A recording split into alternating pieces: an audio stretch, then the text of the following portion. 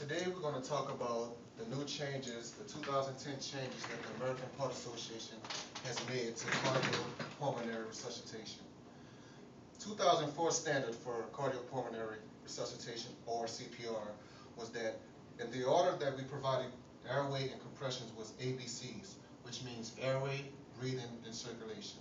The new standard has changed. It's now CAB. It's going to be compressions or circulation, airway, and breathing. So we're going to do a scenario where we have a call for a person down. The first thing you want to do when you see an unresponsive person, you want to try to see if you can wake the person up. If the person don't wake up, you want to immediately go to the carotid pulse, which is right here, and check the pulse for no more than 10 seconds. If there is no pulse, you want to immediately start compressions. The way you want to properly position your hands to do compressions is going to be at the person's nipple line. Put your hand at this point in the middle of the chest and one hand over that hand. Now you want to be directly over the patient and start the compressions. Now while you're doing compressions, you want to make sure you allow for full recoil. The recoil pretty much means that you want to make sure that you're not going too fast where you're just pushing the chest down and not allowing the circulation and blood to go in and out of the heart. So that's what we're going to do. There's going to be 2 inches. They want you to compress the chest for an adult patient 2 inches. A good reason and one of the major reasons for the change of compressions, because compressions do not allow for any advanced equipment. So as soon as you see a person down, you're able to start compressions without having to wait and get a Barry device for the respirations. So when you find a person down, you want to immediately call a code. Here, the way we call the code, we'll say code 7. And that lets every other incoming units know that the person is in cardiac arrest.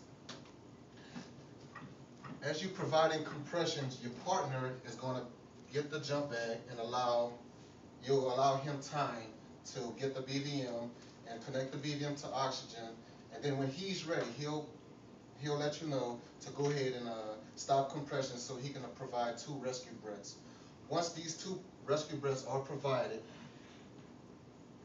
you want to immediately resume CPR and resume compressions.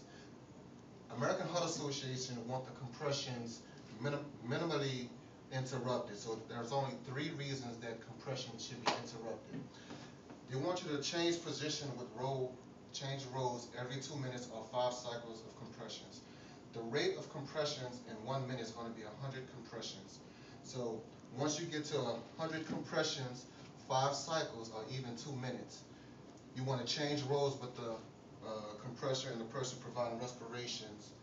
And they want to do this to avoid fatigue of the compressions. All right. Another reasons for the change of compressions, there is actually evidence that when a person starts the circulation and compressions, that a person's survivability is increased. So as you're providing compressions at 100 times a minute, you want to change rows every 2 minutes and allowing for full recoil.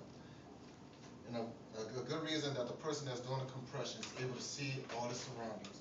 So the new changes to American Heart Association is you want to remember, and this is for healthcare providers as well as lay personnel, compressions at a rate of 100 times a minute before ventilations, and to check for a pulse for about 10 seconds.